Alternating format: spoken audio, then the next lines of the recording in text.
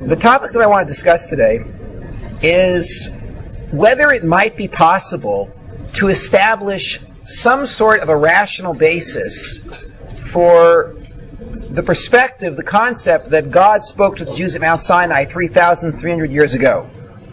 The approach I'm going to take is based on some work that I did as an undergraduate. When I was an undergraduate at UCLA, my degree was in 17th century Christian literature. And my approach to studying these groups, I confess, was one of skepticism. That is, I approached every religion I studied with the assumption that it was not true.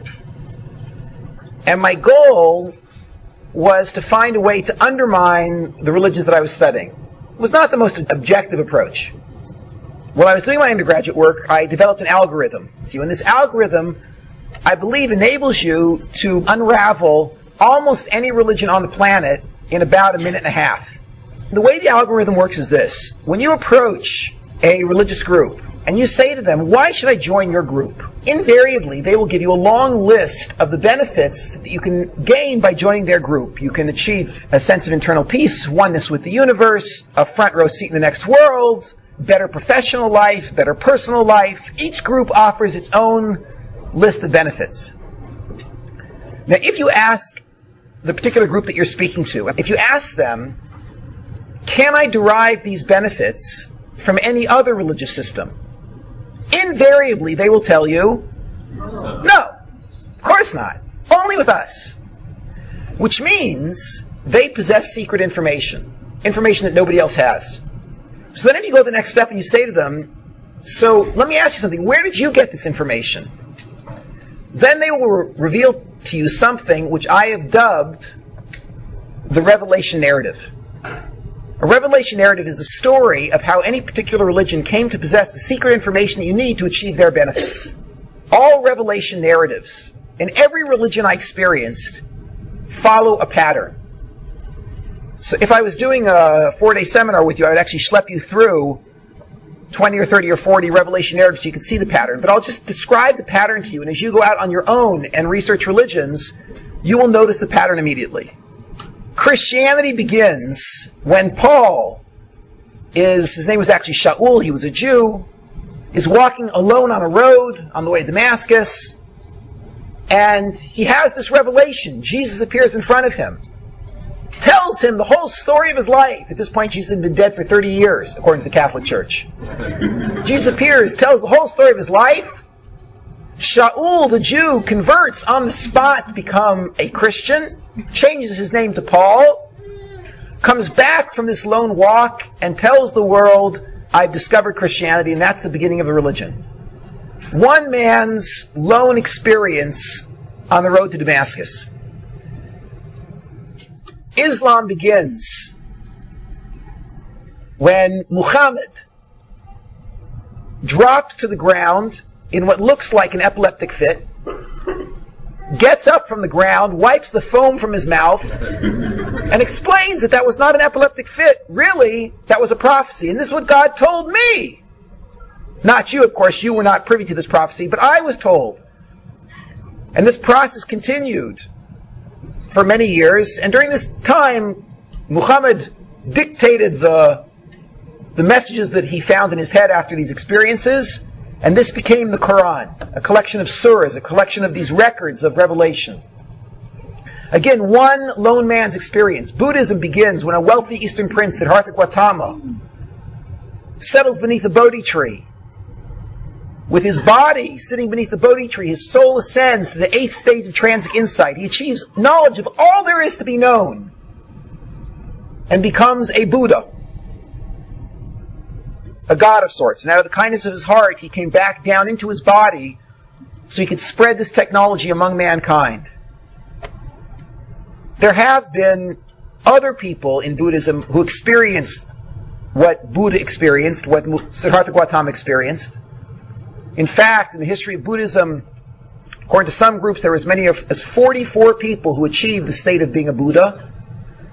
But of course, we only know that because Siddhartha Gautama told us. There is no other person who's ever met any of these other people who made it to the 8th stage, besides Siddhartha Gautama himself. So again, you have an entire religion passing through one man. The same is, of course, true of the modern cults. Whichever modern cult you investigate, whether it be the Mormons with Joseph Smith Jr., hiking alone in the mountains, discovering these golden tablets, translating the tablets with a dictionary. The tablets were written in Reformed Egyptian, which is a language only known to Joseph Smith. Thank goodness, right next to the tablets, there was actually a dictionary that translated from Reformed Egyptian to modern English, which was very convenient. And when he was done translating the tablets, he then destroyed the tablets and the dictionary and only brought back the Book of Mormon. Because what do you need the tablets for anyways, you know? And that was the launching of the Mormon religion. All the modern cults start the same way. One or two people have a revelation and persuade others to follow. And in all these cases, the credibility of the religion rests on the credibility of its one or two founders. If they're telling the truth, the religion is true. If they're telling a lie, the religion is a lie. From an academic perspective, from the perspective of the analysis of religions, we call this zero credibility. There is no more reason to believe it than to not believe it. Given that's the case, it's just a wild claim, and the level of credibility is zero. For the first time, I applied this algorithm, this system for completely undermining the credibility of religion by analyzing revelation narratives to a major world religion which I had never tried to destroy before. I had never tried to destroy it because I was brought up in this religion. I was brought up as a Jew, and from the time I was a little kid, it was obvious that Judaism is a joke. So I felt like, from an academic perspective, it was a little bit dishonest to set up this straw man, Judaism, and then knock it down using my algorithm. Nevertheless, when I graduated university, I applied the algorithm to Judaism, and everything just sort of fell apart. And that's what I want to try to describe to you. I bought a copy of the Torah, and I opened up the book and I started to read. And it really reads like any other revelation narrative. It reads like all these other religions. You open up and it says, God spoke to Abraham. Yeah, right! Then God spoke to one man, Isaac. Uh-huh. Then he spoke to Jacob. Yeah, sure. And this is just classic myth. I finished off the first book of the Bible. It was quite interesting. Got to the second book. Interesting stories about the plagues in Egypt. It's a bit difficult for me to understand, but okay, mythologies can be passed along. Then I get to the section of the Torah called Parshas Yisro. And for the first time, I see verses dealing with the Sinai event. And it's clear as you're reading the story, this is the genesis of Judaism. And of course, what the verses there say is that approximately 600,000 adult men who were married to approximately 600,000 adult women, that's 1.2 million people between the ages of 20 and 60, and about 1.8 million seniors and children, a total of about 3 million people, stood at the foot of a mountain called Sinai in the middle of a desert. And all 3 million people, every single man, woman, and child in the Jewish people, heard God speak. Okay, now I realize this has to be a lie. I mean, this can't possibly be true. It's a mythology like all the other mythologies. What struck me as interesting was the level of chutzpah those Jews have. Yes, to make such a claim that they actually believe that, as opposed to all other religions which start with 1 or 2, the Jews, of course, believe that theirs started with 3 million. My only question was, how did they start this lie? And I want to be very specific. What we used to do when we would do analyses of religions was we would come up with very practical, very reasonable, very concrete and detailed scenarios describing exactly how the religion started. Muhammad gets up off the ground and says it really wasn't epilepsy, it was really prophecy. That's very concrete. You can imagine him then telling a group of people that I experienced prophecy and here's what I heard. Joseph Smith Jr. comes back with this book and says there were golden tablets and I destroyed them and here's the book. What I needed to do was, in order to unravel Judaism, I needed to come up with a concrete, reasonable scenario which would describe how the initial lie was told. We know that there was an initial lie told because every copy of the Torah that you find in any Orthodox, conservative, Reform, Reconstructionist, nudist group, like every place on the planet, all of their copies of the Torah read the same. 3 million people heard God speak. So at some point somebody told that lie. Now what I want to know is, what did the scene look like, concrete, when this person or group of people told the lie that 3 million people had heard God speak? After several months of analysis, I came up with the following idea. I believe that the initial lie that launched this mythology called Judaism must have taken one of three forms. It either had to be what I call the past lie, the present lie, or the future lie. Okay, now I'll explain exactly what I mean. Let's start with the simplest scenario. The simplest of these is the middle scenario, the present lie. And then from there I'll move to more complex scenarios, the past and the future lie. In the present lie, what happens is a charismatic cult leader or a group of leaders comes to a group of cult followers and he says to them, this is the present lie, "You just now heard God speak. And he said these words." Now I'm going to quote the lines from the Torah. "You heard him say, 'I'm the Lord your God. You should have no other gods before me. Moshe, Moshe, come up to the mountain. I'll give you the rest of the Torah.'" This is what the Torah claims, that every single Jew heard these three things. "I'm the Lord your God. You should have no other gods before me. Moshe, Moshe, come up to the top of the mountain. I'll give you the rest of the Torah." Now, how do I pull this off? Whatever, I'm a very charismatic leader, you're crazed slaves, like whatever the scenario is, somehow I persuade you to buy this. You say, "Amen!" and the whole thing is up and running.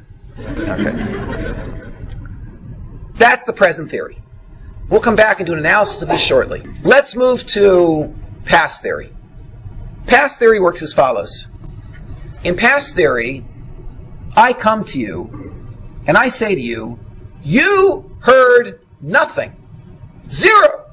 However, long ago, your ancestors stood at the foot of a great mountain in the Sinai desert. And there, they heard God speak. All of your ancestors were there. And they heard God say, 'I'm the Lord your God. You should know the gods before me. Moshe, Moshe, come up to the mountain.' And at that point, they all became Orthodox Jews. Now realize this is a lie. In other words, this is just what I'm telling you. Somehow I persuade you of this. You might ask me then, why doesn't my mother know? Why doesn't my grandmother know?" And of course the true answer to that is because I just made this whole thing up 15 minutes ago in the other room. But I claim the reason your mother or grandmother doesn't know was because after the Torah was given and your ancestors accepted it, they all became Orthodox Jews. Then the Torah was carried for a period of 3 or 5 or 10 or 15 generations, and there was a disaster. What happened was, fill in the blank, there was an earthquake, there was a war, massive assimilation, whatever scenario you want to come up with. And the tradition was entirely forgotten from all of your families, which is why don't bother asking your mother about it. She won't know. Don't bother asking your grandparents or your great-parents. They won't know. And now my name is not going to be Moses now. My name is Fred. I've come to give you back your tradition, your heritage, the Torah, which I think the ink is just about dry on, and then I hand it to you. There is present theory. The Sinai event just took place. There's past theory. The Sinai event took place long ago. There's one other possibility, and I'm including this just for the sake of completeness. The other possibility is what I call future theory. In future theory, I come to you and I say, "You heard nothing and your ancestors heard nothing. However, someday, your descendants will sit at the foot of a mountain called Sinai. There they will all hear God speak. He will say these words, 'I'm the Lord your God. You should know the gods before me. Moshe, Moshe, come up to the mountain.' Moshe will then go to the top of the mountain. He will receive the Torah. And here, I'm giving you guys an advance copy. And then I hand you the book." Now, again, just for the sake of completeness, realize there cannot be another theory. Because since it says in every copy of the Torah on the planet, the 3 million Jews heard God speak at Mount Sinai, at some point somebody must have told that lie. When they told that lie, where did they place the Sinai event? The only possibilities are past, present, and future. Therefore, there cannot be another theory. What I want to do now is a very initial, superficial analysis of these three theories, pointing out what I consider to be light problems, not significant problems, with all three theories. And then I'm going to introduce you to what I call the bomb, which is a difficulty which I think unravels all three theories in one shot. First, the light problems. Let's start with present theory. In present theory, I come to you and I persuade you that you just heard God speak, and then I hand you the Torah and you accept it. Now, to appreciate why this theory is not accepted on any university campus, that is, there are no modern secular biblical critics who believe in present theory. And the reason is because of a small problem called Applewhite theorem. And I'll try to explain how this problem works. A few years back, there was a gentleman by the name of Marshall Applewhite. Marshall Applewhite was one of the most talented cult leaders in California history. And I mean, if you made it in California, you're doing good as a cult leader, yeah? And he started two small cults. These cults serially exploded because Applewhite suffered from terrible fits of depression. And after he started this first small group, he was very, very successful, was actually making a lot of money, had access to a number of women, which I think was also part of his goal. He slipped into this depression, and the whole thing fell apart. Then he started a second cult. That lasted for a couple of years, and then that fell apart as well. And then Marshall Applewhite pretty much disappeared off the face of the planet until he appeared in Rancho Santa Fe, California. This is down near San Diego, in the La Jolla area. And there he started a new cult. And the way the cult began was this. Marshall Applewhite had a vision, he claimed. He said that we don't have to live these lives of quiet desperation. There's a better life, a better place, and we can get there. We can get to heaven if we can just pass through Heaven's Gate. Marshall Applewhite told this vision over to a few dozen people, and 40 people actually joined his group. Marshall Applewhite then had a second vision. In the second vision, Marshall Applewhite saw that the only way to walk through Heaven's Gate is wearing black Nike tennis shoes. And all 40 members of the Heaven's Gate cult went out and purchased black Nike tennis shoes. Applewhite then had a third vision, 3 out of 4. And in this third vision, he explained that women are going to have a much easier time passing through Heaven's Gate than men. Because there is this one part of human anatomy that gets in the way of Heaven's Gate. So one night after this vision, he invited the entire group to this mansion that they had purchased in Rancho Santa Fe. He handed out bottles of chloroseptic spray. It's a very effective topical anesthetic. And the guys just a couple of spritches. Then he handed out X-Acto blades. And it was over very quickly. Every man who was a member of the Heaven's Gate cult just removed that one small piece of anatomy. And then they all felt much better. The group continued for a few more months. And then Marshall Applewhite had his final vision. I don't know if you'll remember, but a few years back, there was a comet that passed Earth called the Hale-Bopp comet. So the Hale-Bopp comet had a long tail, and at the end of the tail there was a little bobble. And there was a whole discussion among astronomers about what that bobble was. Was it another meteorite? Was it hot gases? What exactly was it? And Applewhite told the group that the bobble at the end of the Hale-Bopp comet is the spaceship that's coming to pick us up. And he had a meeting of the group. 39 out of the 40 members of the cult made it to that meeting that night. There was one member who didn't know what was going to happen, who couldn't make it that night. And Marshall Applewhite declared on video, in fact, they videoed most of the meetings, so we have great records of this group. Marshall Applewhite declared on video that the time had come to ascend into the spaceship, and the only way to ascend into the spaceship was to consume a lethal dose of phenobarbital and then tie a hefty plastic trash bag over your head. So, on video, there were 39 members of the Heaven's Gate cult who declared their faith in Marshall Applewhite, consumed a lethal dose of phenobarbital, tied a plastic trash bag around their head, and laid down and died. At which point Marshall Applewhite, who was slipping into depression again at that time, said on the video, "Ha ha, what a joke." Then consumed the phenobarbital himself and laid down and died. The reason that you all, or many of you probably have heard of this group, I'm curious, how many of you have heard of Heaven's Gate? Yes, most, everyone in the room. The reason you've all heard of this is a total fluke. That this whole event happened to have happened 20 minutes from UC San Diego. And UCSD happens to have one of the best research departments on cults on the planet.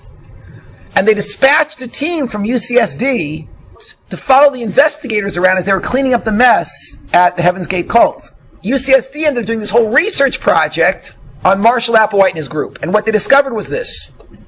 Every single member of the Heaven's Gate cult had an undergraduate degree. There were many members of the Heaven's Gate cult who had advanced degrees, master's degrees, PhDs, JDs, MDs. These were highly intelligent people. More, they found that not one member of the Heaven's Gate cult had any record of psychological counseling before joining the cult. So there's one of two possibilities for this. One possibility is that these people are so not well they didn't know to go get counseling.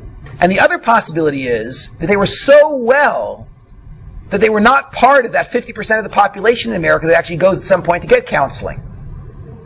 So in order to clarify which was true, the researchers spoke with the families. And it turned out the families said that their relatives were completely normal, totally 100% stable before they joined this group. So you're talking about completely normal, psychologically stable people, well-educated, highly intelligent, who one day went nuts. People are gullible. And given a charismatic leader, they will believe anything, even something that asks them to act self-destructively. Clause A, people are gullible. They will believe anything, even something that asks them to act self-destructively. Clause B, as long as the lie cannot be checked. People are gullible and will believe anything, even something that asks them to act self-destructively. Key, as long as the lie cannot be checked. When Marshall Applewhite said that he had a vision that the only way to ascend to this spaceship that's coming to pick us up is to down a lethal dose of phenobarbital, is there any way to check that lie? No. Which is why it was believed. Now the truth is, Applewhite theorem explains the genesis of every religion you have ever heard of. Paul comes back from a walk to Damascus and says, I just met Jesus on the road. Can you check that lie? Siddhartha Gautama says, I just came down from the 8th stage of transic insight. Can you check that? Muhammad says, I just had a revelation. Joe Smith says, I found this golden tablets. With all of these religions, they conform to Applewhite theorem. That is, they all begin when one or two people have a revelation. That revelation is not checkable. The leader is charismatic and everybody believes it. Okay, let me ask you a question. Why did Marshall Applewhite say, the spaceship that dropped you off here is coming to pick you up? Have some phenobarbital. Why didn't he say, the spaceship that dropped your mother off here is coming to pick us up? Or your grandmother? So of course the answer is because if someone told you a lie, that your mother was dropped off here by a spaceship, which is now coming to pick you up and have some phenobarbital, you might make a phone call. And if one of you makes a phone call and your mother says, that's a cult! So you're going to be out of there immediately. As soon as the lie can be checked, you'll spread the word, the entire cult will disintegrate. The theory is, any groups that ever attempted to start with a lie that does not conform to Applewhite theorem exploded. That's why we have no record of them. Because you cannot get away with a lie that is checkable. The main problem with present theory is that it does not conform to Applewhite theorem. In present theory, how does it work? I, Moses, come to you, the Jewish people, and I say to you, yes, you all just heard God speak. He said, I'm Lord your God, you should have no other gods before me. Moshe, come up to the mountain. And what could I do? He called, I had to go. I came down, and here's the book he gave me to give to you. But ladies, gentlemen, before I hand it to you, I just want to give you a preview of coming attractions so you're not shocked when you get to page 78. Yeah, we'll start off here. This is one for the guys. Listen, guys, there is a man handing out X-Acto blades. Each one of the guys, please take one. Yes. It says here what you're supposed to do is, this is on page 78 of the Torah scroll. It says what you do is you spread your legs, let's see, shoulder width apart. That's correct. Then hold the X-Acto blade, it says, in your right hand, and then with a smooth downward motion. Wow, like that. It's over very quickly. That was man hyperventilating. Calm down. No, it's only the end you have to cut off. It's not the whole thing, yes? What do you mean, why should you do this? Well, the gods who you heard speak told me to tell you this. Now, ladies, gentlemen, can you imagine being a little bit, I'm sure the men can imagine, being a little bit hesitant to believe this? If you hadn't heard God, you might not be willing to take this on. Here's another one. There are dozens of these. Ladies, listen, don't worry. We're not going to be walking through this this desert forever. Eventually, we're going to be out of this. We're going to come to the land of milk and honey. Ladies, you're all going to get apartments in Haifa and in Beersheba. For $250,000, get one in Harnof. Come, it's going to be wonderful. Just follow me. But listen, I want to warn you, ladies, when you get to page 237 of the Torah scroll, there's this commandment. I should tell you about it before I hand you the book. It says here that, 3 times a year, at pre-announced periods, that's Pesach, Sukkot, and Shavuos. So all of us able-bodied men, anyone of fighting age, we are all going to abandon you on the borders. And we're going to go up to Jerusalem and have a party. Oh, ladies, I know what you're worried about. You're concerned that perhaps the Egyptians or the Lebanese or the Jordanians or the Syrians are going to come pouring over the borders and rape, rob, and pillage. Ladies, don't worry. The God of you heard speak is going to protect you. But you can imagine someone being a little bit hesitant. Here's one of my favorites. Ladies, gentlemen, listen. When you get to page 592 of the Torah scroll, realize this is going on 1200 BCE. Yeah, at this point, there's no electricity. There's no freeze drying. In those days, when there was a good crop, people lived. When there was a bad crop, people starved to death. So it says right here in the Torah, this is the book I'm about to hand you, that, once every 7 years, we're not going to plant.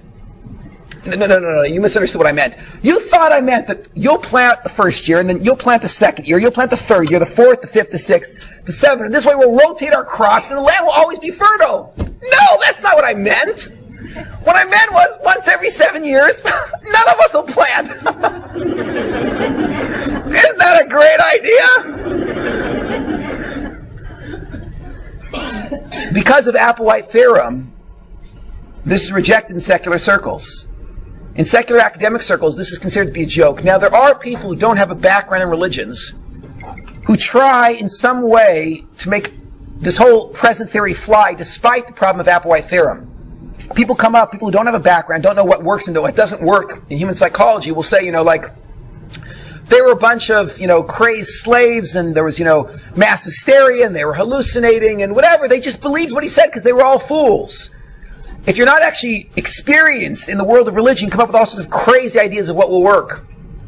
I'll never forget, one of my favorite theories was, he's the only person with a PhD I've ever met who actually believed in present theory, despite the problem of Applewhite theorem. I said to him, how can you possibly believe in present theory, given the problem of Applewhite theorem? He said, I'll tell you how it happened. He said, isn't it true that Abraham went to sacrifice his favorite son, Isaac?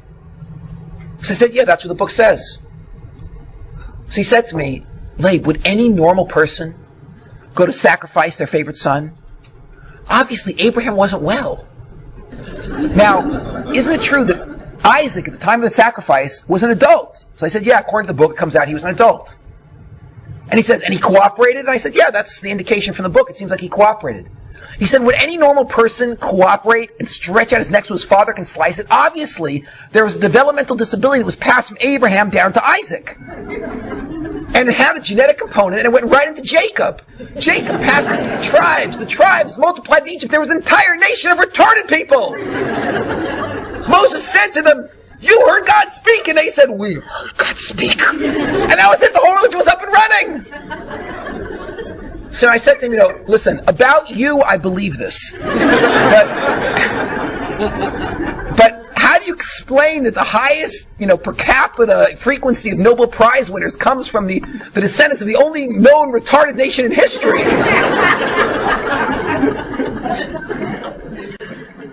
Someone told me when they left Egypt, it said in the book that they each walked out with only one box of matzahs.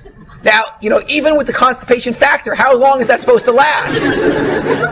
So they were starving. They were walking through the desert. Someone said, "Hey, there's mushrooms. Let's eat." So, whoa, man, we hear God speak. It's a national drug trip. When you speak to lay people, you hear all sorts of interesting ideas. In the academic world, none of these things fly. We know that they can't work. But we know they can't work because of Applewhite theorem. But nevertheless, for the minute, any idea that occurs to you that might keep present theory alive, keep on the board. Because when I drop the bomb, that'll go too. One light problem with present theory is Applewhite theorem. Let's deal with future theory. Future theory is very problematic for the following reason. In future theory, I come to you and I say, you heard nothing. And your ancestors heard nothing. But someday God will speak to your descendants. Now, to appreciate the problem with this theory, let me show you a strength of past and present, and you'll see the weakness of future. Let's take present. I come to you and I say, you heard God speak. Let's say somehow I persuade you. What do you tell your children? 4 words. I heard God speak. What does your child tell his child? My mother and father heard God speak. What does your grandchild tell his child? My grandparents, my great-grandparents, my great-great-grandparents, my ancestors heard God speak. So you see, the present lie would create the sociological phenomenon that we find in the world today. That is, walk up to any Jew on the planet, Reform, conservative, Orthodox, secular, anybody, and ask them, excuse me, did you ever have an Orthodox ancestor? What will this person say? They have to say yes, because before 200 years ago, there was no such thing as Reform, conservative, etc. There was only Orthodox. So given that's the case, they will say yes. That means every Jew alive today, unless they're the convert or the child of a convert, every Jew alive today, within 200 years, can trace their family back to some person who believed with all their heart and soul that God spoke to the Jews at Mount Sinai. That's the first link in a group of links going back in this chain to the point when the lie was told. We have to explain this sociological phenomenon, this chain of people going down through history who believed with all their heart and soul that God spoke to their ancestors. Now we're assuming it's a lie. But what was the lie that would have started this chain coming down through history? Present lie could have done it. Because in the present lie, you tell your children, they tell their children, and there's this rumor started that your ancestors heard God speak. Go to past theory. In past theory, I tell you, you heard nothing, but your ancestors heard God speak. I persuade you. What do you tell your kids? Our ancestors heard God speak. What do they tell their kids? Our ancestors heard God speak. And you'd have a chain coming down through history that exists. A group of people saying our ancestors heard God speak. Now watch. Here's the problem with future theory. I come to you and I say, you heard nothing, your ancestors heard nothing. But someday God will speak to your descendants. What do you tell your kids? We heard nothing. Someday God will speak to our descendants. What do they tell their kids? Same thing. What do they tell their kids? Same thing. And you end up with a chain going down through history saying God never spoke. Someday he will, but he hasn't yet. That chain does not exist. The future lie cannot explain the sociological phenomena that we're facing, which is this link of people going down through history all claiming their ancestors heard God speak. Do you see the problem with future theory? It's a light problem with present, a light problem with future. One more, the past theory.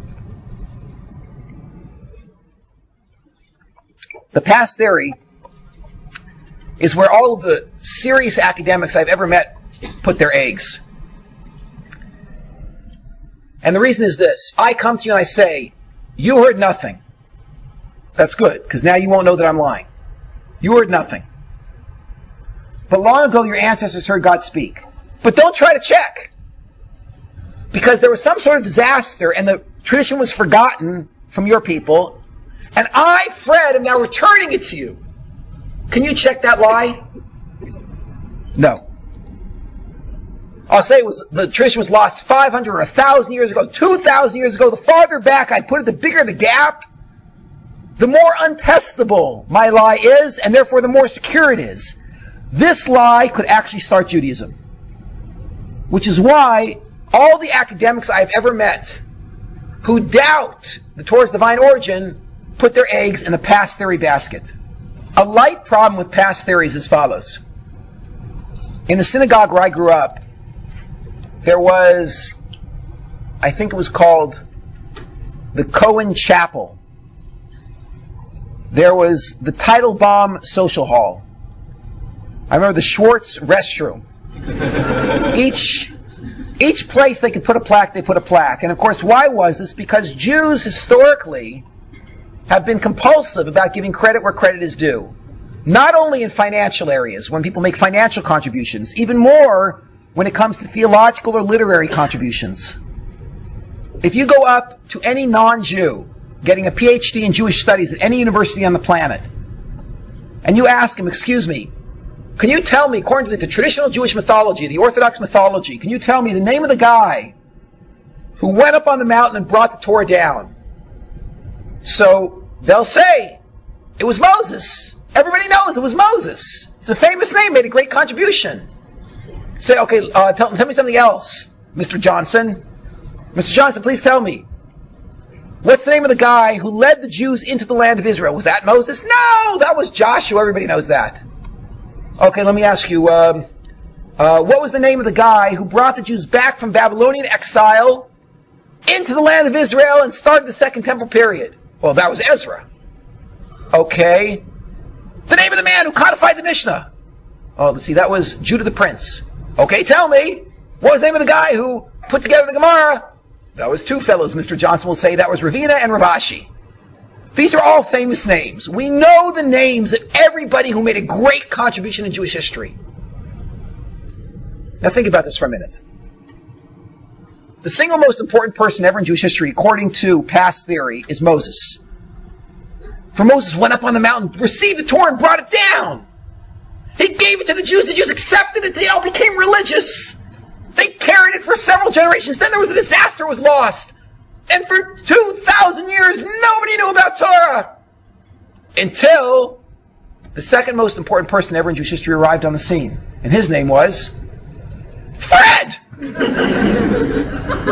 Now, the problem here is,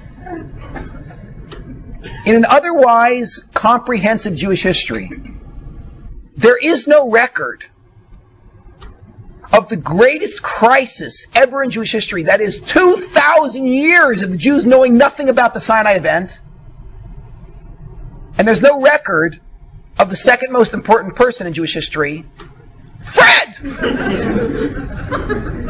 I actually ran a little experiment. This was actually quite entertaining for me. I went to an elderly rabbi in Jerusalem, someone who has a consistent tradition going all the way back to Europe, and I asked him, all this Jewish stuff, how do you know it? How do you know it's true? And he said to me, I heard it from my Rebbe. I said, yeah, what's your Rebbe's name? I said, my Rebbe's name is Rabbi Yerucham Levavitz. I said, yeah, when did he live? When did he die? He gives me the birth dates, the death dates. I check it. I find several books that actually indicate a relationship between Rabbi Yerucham Levavitz and this guy. And I accept, okay, there probably was a relationship, this man probably existed. Then I start doing research. Who was Rabbi Yerucham Levavitz's Rebbe? And I find several Jewish books all saying that Rabbi Yerucham Levavitz was a student of Rav Simcha Zissel Ziv. I trace it back. Who was Rav Simcha Zissel Ziv's Rebbe? Well, he learned from a fellow by the name of Rav Yisrael Salanter. And I confirmed from 4 different sources there actually was a relationship. And so I played the game until I produced this document. This is a fascinating document. On the bottom right is Rabbi Yerucham Levavitz, the Rebbe of the man I was speaking to. On the top left is Moses at Mount Sinai, with birth dates and death dates. Now, this is one of thousands and thousands of Torah traditions you could produce. Now, I'm not telling you, God forbid, that this is true. What I'm telling you is, this is what those Orthodox Jews believe. I got this from their sources. And what's strange is, every single year in a 3,300-year-old tradition is accounted for. There's no record of a gap. And there's no record of a man anywhere on this list who after 2,000 years brought the Torah back to the Jews. So one problem with past theory is, if it started when I told you that yes, we just recovered from a 2,000-year gap and I afraid I'm restarting it, you might mention that to your children. And they might mention to their children there would be such a record in Jewish history, and no such record really exists. Which made me question whether or not, in fact, Fred could have ever existed. So there's a light problem with present theory, the Applewhite theorem. There's a light problem with future theory. It wouldn't start the sociological phenomenon that we're looking at, which is a group of people moving down through history who believe that God already spoke to their ancestors. And there's a light problem with past theory. There's no record of Fred. But none of these impress me until I hit the bomb. And here I'm going to conclude. Imagine that I hold up for you a solid gold, 14 karat gold pen. And I show you that this pen is not only 14 karat gold, but it writes with 14 karat gold ink. So you say, Labe, that's a nice pen, but you're a Jewish teacher. Where'd you get one of those? So I say, you're right. On my salary, I can't really afford these. What I did was, I have this handy-dandy chemical equation which enabled me to convert blue plastic into 14 karat gold. Alchemy, I did it. Here it is. Here's the formula.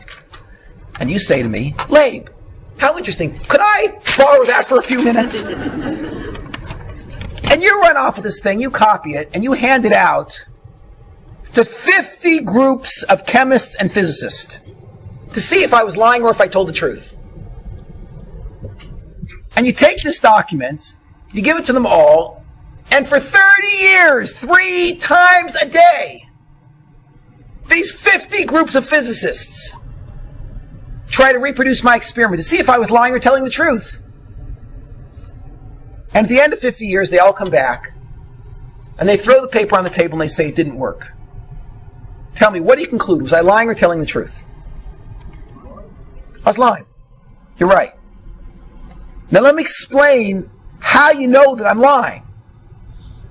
Because all of you accept as the fundamental principle of science, the backbone of the scientific method, that anything that is natural will happen more than once. I can't say I just got lucky. If it happened once, it will happen twice. And if you can't do it a second time, it's because it can't be done naturally. I did my work at UCLA on what we call North Campus. North Campus is where we deal with the humanities. I had friends on South Campus. On South Campus, everyone was well familiar with this principle of science. Anything that's normal happened more than once. On North Campus, we adopted the same principle. I have friends who are in the history department there. I know that some of you studied history. Within history, they borrow this principle that anything that's normal will happen more than once. And they come up with their own algorithm, their own theorem. And that is 3 words. History repeats itself. And for anyone who's ever studied history, you know that it's true. Now, not in gruesome detail.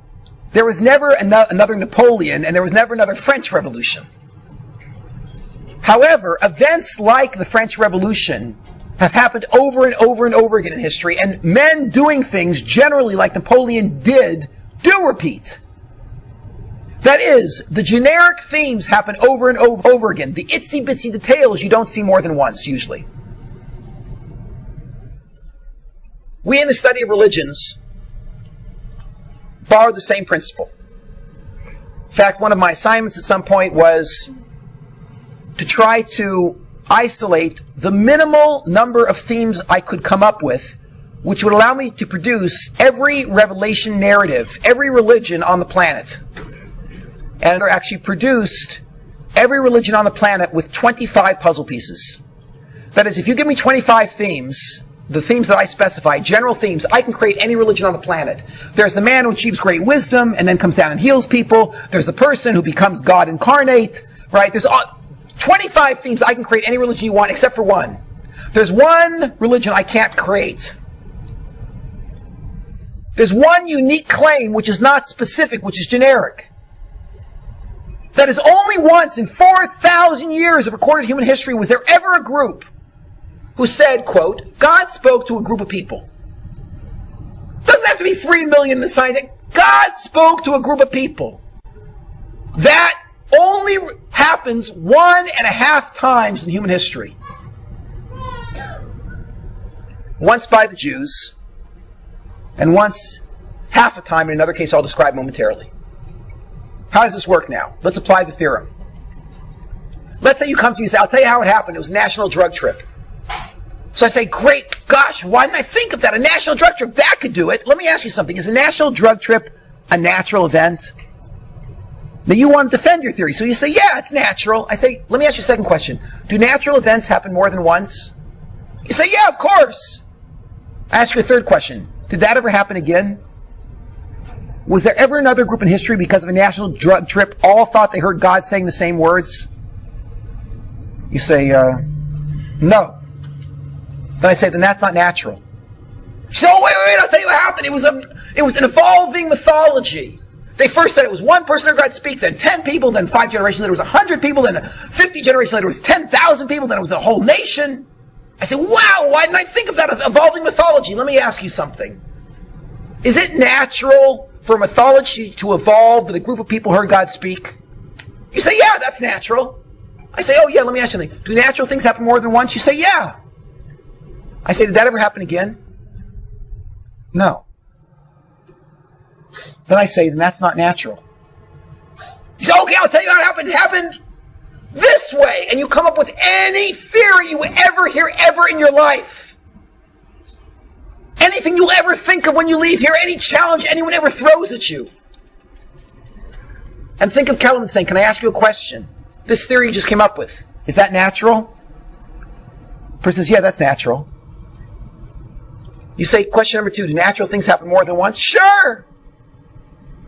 Did that ever happen again? No. Well, then it's not natural. And any theory anybody ever comes up with will fall apart as you apply this analysis. Now there's a potential counter-argument which I'll just go over very quickly. Someone could say like this, it's a natural event, but extremely unlikely. So unlikely that it's only happened once so far in 4,000 years. But it could happen again any second.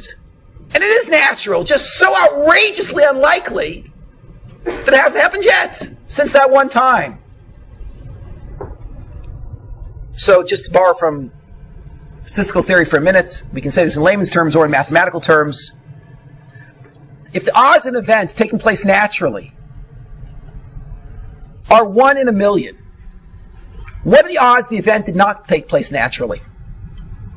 That is, what is the odds the event is somehow rigged? 999,999 out of a million. What are the odds of me taking a couple of dice, throwing the dice onto the table, and I tell you I'm the luckiest guy in the world, watch this, I throw the dice onto the table and boom, double sixes pop up. What are the odds that would happen?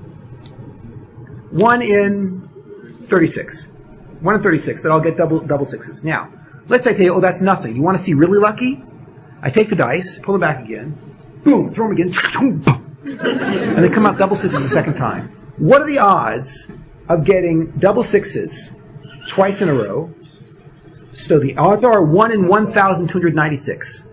Now, if I threw double sixes twice in a row, how many people in this room would believe, in fact, I'm the luckiest guy in the world? Okay, a couple of people. Now, I then throw the dice a third time and say, oh, that's nothing, watch this, right? I toss them again, boom, poof, double sixes 3 times in a row. The odds of getting double sixes 3 times in a row are 1 in 46,656. There is now a 1 in 46,656 chance these dice are not loaded. And there is a 46,655 out of 46,656 chance that these dice are loaded. How many people in the room believe I'm the luckiest guy in the world? I throw the dice a 4th time, and I get double sixes, and I tell you I'm really incredibly lucky. The odds of that happening are 1 in 1,679,616. At this point, how many people believe that I'm just incredibly lucky? Raise your hand. Oh, good. A few guys still. Fine. Okay, now, I throw the dice another 100 times in a row, getting double sixes. At this point, the guy behind the craps table has called the police. And I'm just telling them I'm really, really lucky, yeah? Okay. When I'm up to 175 double sixes in a row, so the police are putting on the handcuffs and they're dragging me out of the room, and I keep saying, guys, what's the problem? There is a 1 in 14,560,000,000 chance that I could have just gotten lucky. Why are you doing this to me? And when I'm standing in front of the judge, I say to him, look there is a 1 in trillions chance. And the reality is that if any of you ever witnesses an event, and the odds of that event taking place naturally are 1 in trillions, then you would have to be crazy to believe that event just took place naturally. And that's why the judge doesn't believe it. I say, listen, there is a 1 in trillions chance. He says, my friend, you're going to see 30 years in prison now. But there's a 1 in trillions chance, but no rational person believes that. The exact same thing is true here. If it is outrageously unlikely that a natural event led to the Jewish belief that God spoke to the Jews at Mount Sinai, then it must be outrageously likely that it was not a natural event, but a supernatural event, a miracle, which actually created this mythology, or actually the story. So it would turn out then that if you wanted to argue that in fact it was the 1 in trillions chance, and that's how Judaism started, you could do it. But you'd have to say it like this. Since you're betting on the 1 in trillions instead of the trillions and trillions, you're betting on the 0.0000001 instead of the 99.99999%. There's a 0.00001% chance that it was natural, and 99.9999999% it was a miracle. So if you want to say it was a natural event, you have to say it like this. You have to use this language. You have to say, I believe it was a natural event. Because it is a wild leap of religious faith to put all your eggs in the 0.00001% chance. And anybody today who remains calm and rational will say, I'm putting my eggs into the 99.99999% chance. In fact, natural events happen more than once, and if this event never repeated itself, it's because it's not a natural event.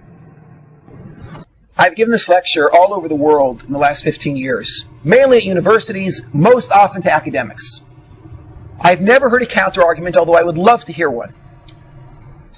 In the lecture now it's going back about 7 years ago, I mentioned in the lecture that I felt there were holes in my qualifications to give this lecture because although I've traveled in many countries, I've never had the opportunity to visit India, and the oldest pagan group on the planet happens to be in India. I believe that the oldest religion, continuous religion on the planet today, is a Hindu group in India. I'll tell you the name, but don't jump to conclusions. It's not the group you're thinking of. They're called the Hare Krishnas. And it's not the Hare Krishnas that you know of. The Hare Krishnas here in America are fakers. They're monotheists. They messed up the whole system. The original Hare Krishnas in India, they're polytheists. The original polytheists. They were probably the same sort of religion that Abraham was watching when he was growing up. Once after a lecture, a fellow came up to me in Jerusalem, and he said to me, did you know that Hare Krishnas opened an outreach center in Tel Aviv? I said, it's not possible. They don't do this sort of outreach, and they would never come to Israel. It's got to be the American Hare Krishnas. She said, no, it's the original guys from India. I know it's the original guys from India. So I checked it out. I ended up meeting with basically the director of outreach for their group. And sure enough, they were the original Hare Krishna from India. And the guy's name, I can't tell you his name for reasons you'll understand in a minute, but the guy's name sounded like Shrewdlou Goldberg. So, no, he was not a Baal Tshuva of sorts, yes? He was actually a from birth Hare Krishna.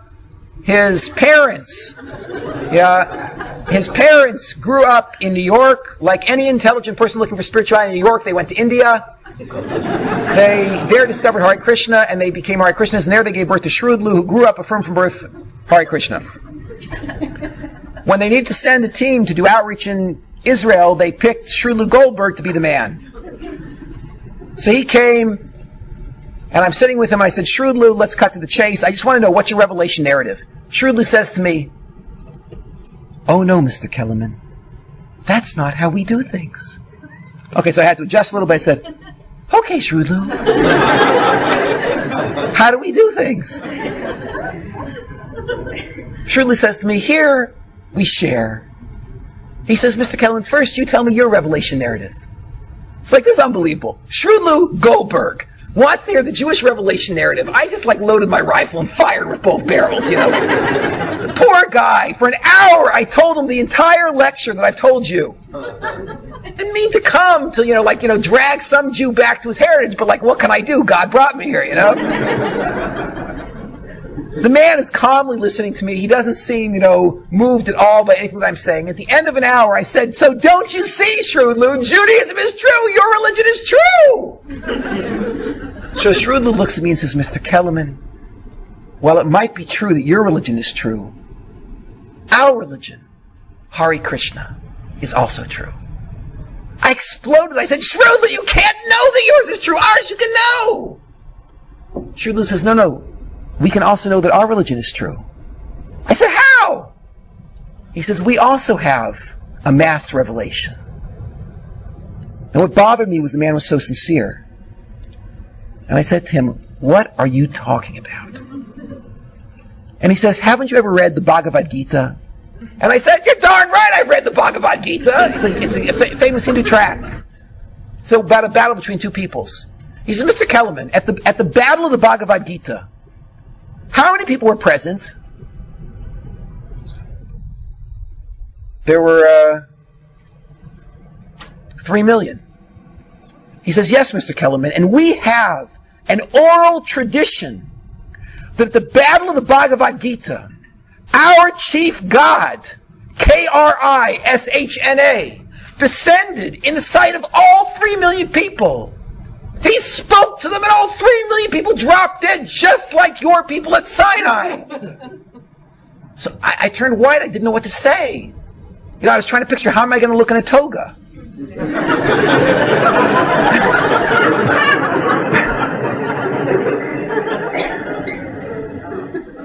And I told him the whole thing about God spoke to us, we dropped dead, we got back up again, the angels revived us, he spoke to us again, we dropped dead, and we said, please, Moshe, you get the Torah.